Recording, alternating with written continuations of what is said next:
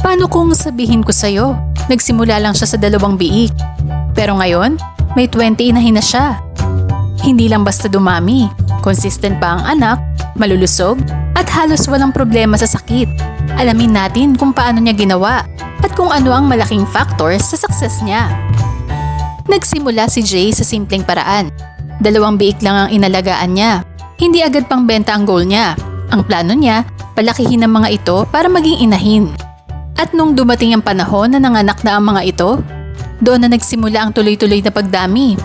Ang ginagawa niya, nagbebenta siya ng karamihan sa mga biik, pero lagi siyang nagtatabi ng 1 o 2 para gawing bagong inahin.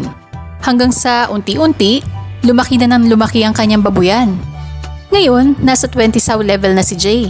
Lahat inaalagaan niya mismo sa kanilang bakuran. 2 dito ay dumalaga pa lang, pero halos lahat nakapanganak na.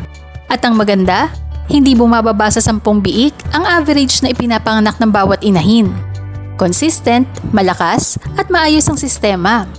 Pero hindi ganito kadali ang lahat sa simula. Noong hindi pa sila gumagamit ng ATOV, nakakaranas sila ng mastitis sa inahin. Kapag na-stress ang inahin, damay ang mga biik. May mga pagkakataon din na nagkakaskouring ang mga biik.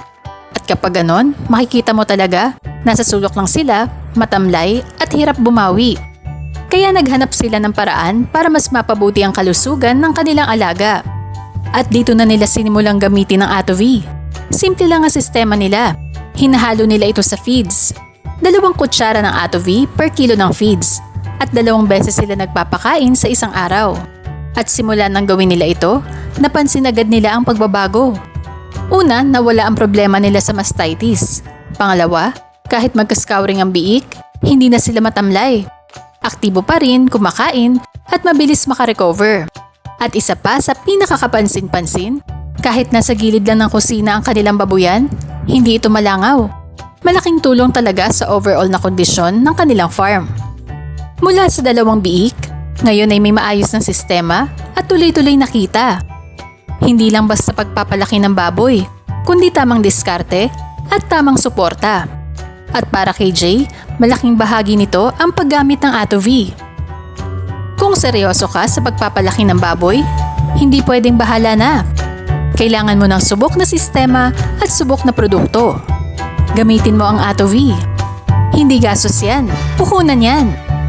Mas malusog na inahin, mas aktibong biik, mas tuloy-tuloy na kita. ATOV, alagang sigurado, kasama mo sa pag-asenso.